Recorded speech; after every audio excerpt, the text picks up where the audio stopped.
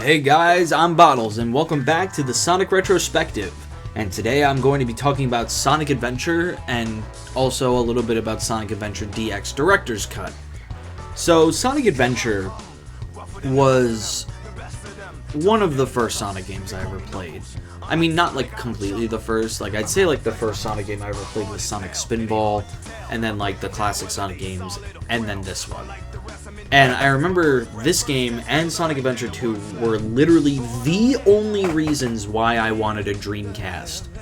Because I was like, there's new Sonic games that I haven't played yet on these systems. Like, what the fuck? And like, I honestly didn't know about Sonic Adventure's existence until I heard about the announcement for Sonic Adventure 2 back in 2001. And I was like, Sonic Adventure 2? That must mean there's a Sonic Adventure 1. What the hell could that be? So I got a Dreamcast for Christmas, which I was very excited. And with that Christmas came Sonic Adventure and Sonic Adventure 2. And, I played Sonic Adventure 1 first, because even back then I was like, oh, I have to play the games in order. And, goddamn, I was fucking blown away. Like, at the time, this game was amazing. And I'll even argue today, it's still a good game, albeit it has aged. But I can even say that about the most classic games. Like, especially like Super Mario 64. Like, that game has aged, but who knows, maybe that's for another retrospective. So yeah, Sonic Adventure, you play all the different stories, and I think this is actually the first Sonic game I ever actually beat, like, legitimately. Because as much as I played the original Sonic game, like the classic Sonic games, I don't think I ever actually beat them when I was little. I would just kind of, like, play them, like, a couple stages in, and then I'd die, and then I'd turn the game off and do it again. But Sonic Adventure was actually the first game that I actually legitimately tried to beat and complete. Probably not complete, because I didn't try to get all the emblems.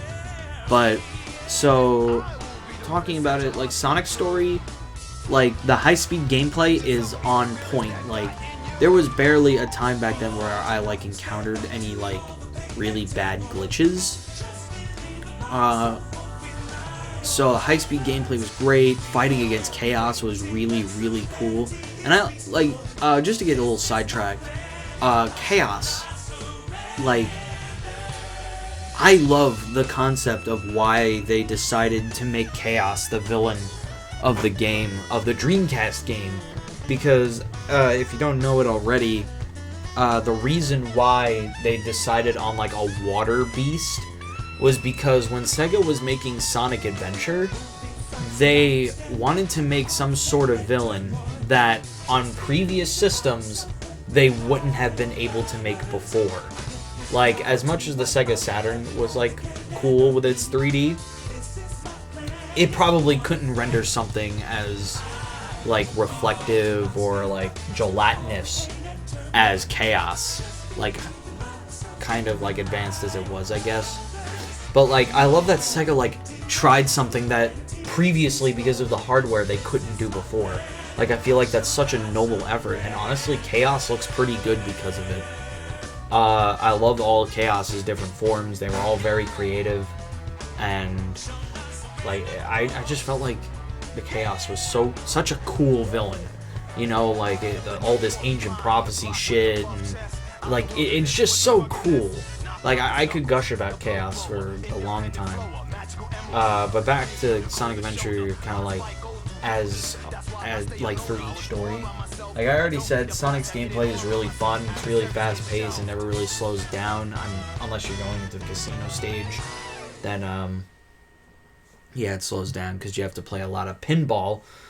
But even that was really fun, and I like the little Knights nod. Like, they had, like, the Knights pinball, and you could, like, fly through the stage like Knights, and you even see him/her, like, in the center. Like, I thought that was so cool. Like, back then I didn't even know who Knights was, but, like, it always made me wonder, like, who is this, like, person? It's like, I've never heard of a Knights game before, because I never owned a Saturn until literally, like, not even a year ago. And like, you know, I'm playing. Me and Pete played Knights like a little while back. Like the series probably, if it hasn't ended already, it didn't end that long ago.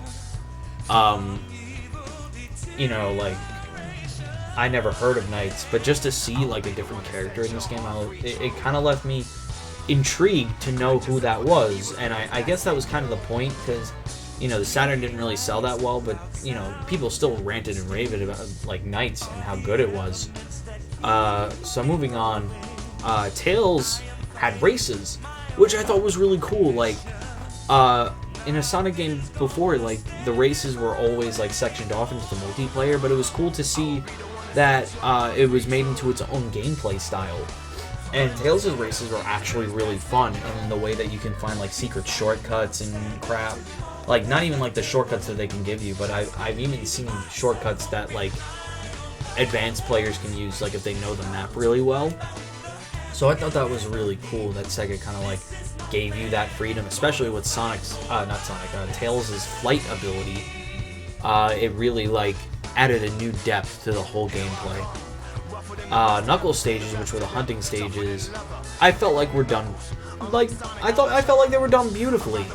Like you had the radar that was really reliable. Like it never glitched out or anything. And one thing you're probably going to hear me say tomorrow when I talk about Sonic Adventure 2 and Battle, I feel like this game did the hunting stages way better.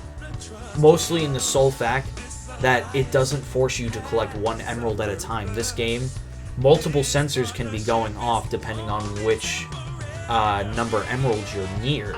And I don't know why they didn't carry that into the second game, because, like, if you're near an emerald, you should be able to just, like, go and collect it. It shouldn't, like, force you to get the emeralds one at a time in whatever order the game really wants you to get them.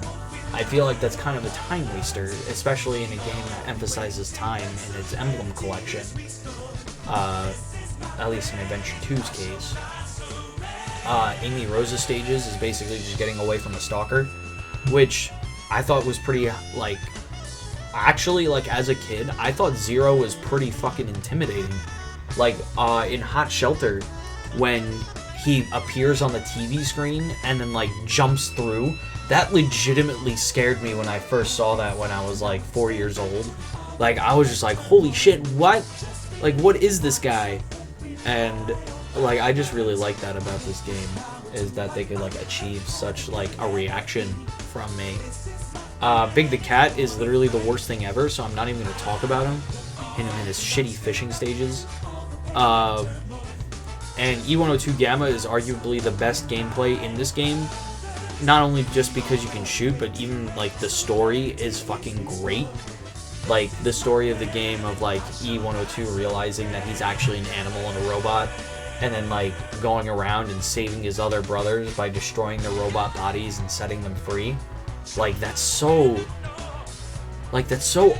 weirdly deep for Sega and Sonic the Hedgehog, and I kind of wish that Sega would take more of a risk with this kind of story, instead of, like, opting to do, like, the child-friendly stories that they kind of do now. I feel like that they should really, like, go into some depth when it comes to the Sonic the Hedgehog character.